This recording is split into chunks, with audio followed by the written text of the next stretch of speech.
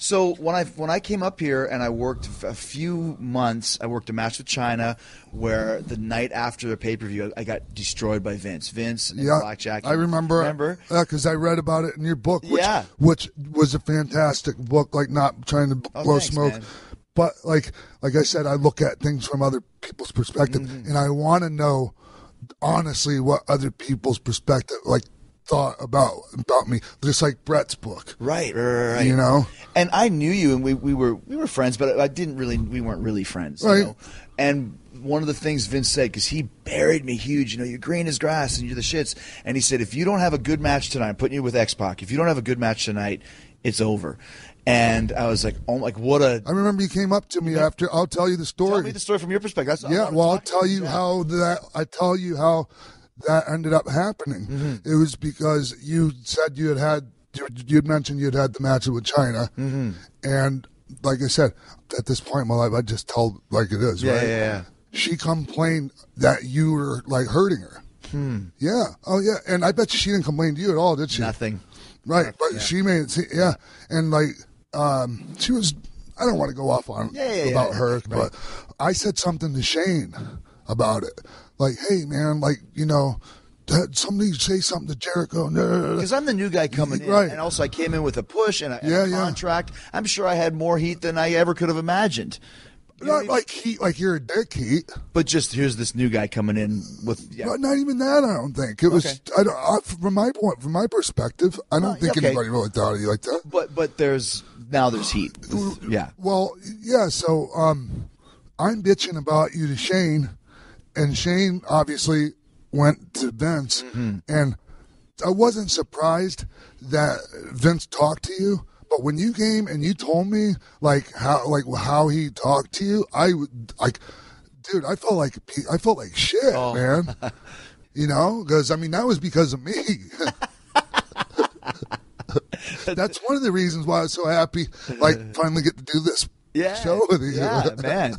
But once again, but then we had a hell of a match, right? We did. Yeah. And every match we had was a hell of a match. We always, we had great chemistry always. But that's another thing though, is that's just it's when you hear this, it's not even something. You motherfucker. That's how it was then. Right. The business has changed so much over the last 5-10 years. There still was. I say this all the time on the show. The Monday Night Wars was real. Yeah, so when I come over from WCW, automatically by myself with no friends, I can understand why I'm under the microscope. Yeah. And then China. Everybody was, man, when they bought WCW. Yeah. Oh, if somebody didn't shake somebody's hand, they were everything. Oh, it was like, come on, give everybody a break. Before they bought it, I came in on my own, but first. And another thing is China had a lot of political power because she was dating Hunter. Right. And if you look at those matches we had, I don't think China had two better matches than the two that we had. Probably not. They were great matches. Yeah. But something was rubbing her the wrong way, and I think it was the fact that people were cheering for me because they didn't want to see me working. Wow. See, I didn't know. Yeah, but and she got a black eye, but she was she was fairly. Did you see what Chono did to her? Oh, I'm sure. Oh my God, really? Yakuza kicked her head clean off her shoulders in the Tokyo Dome.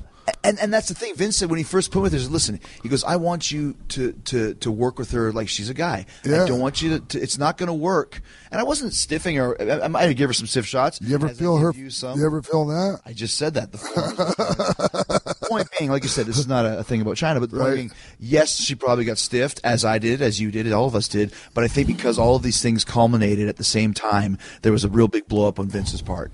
And so when he said to me, you better go out there and have a great match tonight. And we did. We had a great match. And as soon as we had that match, he was like, hey, pal, how you doing?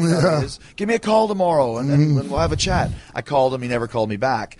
But when I got to TV, he said, from now on, before all your matches, I want you to go over them with Xpac first. Yeah, I read that. And I remember you telling me that, too, at the time. Did he ever tell you that? No. Okay, wow. No. So I never said, and I was like, I promise you, I never was like, you should have him out talk to me about his match, because who wants to? I don't like that's. I don't mind getting the right kind of heat at all. I'll take that kind of heat all day long, but not the asshole heat. But here's the thing, though, Sean, you're talking about. Here's the thing, though. By having Vince tell me to do that, and him not telling you, like I didn't know. I thought maybe it was a project. Jericho's your responsibility, because he said the same thing when Goldberg came into me. Goldberg's your responsibility. What? But I did. A lot of guys were that was kind of my job there, though. But I did learn a lot from you about the psychology of how to put together a match. Yeah, and man, it took you about 2 or 3 matches to do it in. But somebody it was just somebody having to tell it to you the right way, right? You're right. I mean, it was somebody. If it wasn't me, it'd have been somebody else. But still, I mean, I remember thinking back, and I was thinking back on it now. It's like it was actually another smart move by Vince, and it really helped. And I didn't know how long I was supposed to do it for, so I think I kept coming up to you probably for about the next 3 or 4 months. I remember you coming up to me with Boss Man one time or something. Yeah. I'll be honest with you, man. It was kind of uncomfortable feeling. Mm-hmm.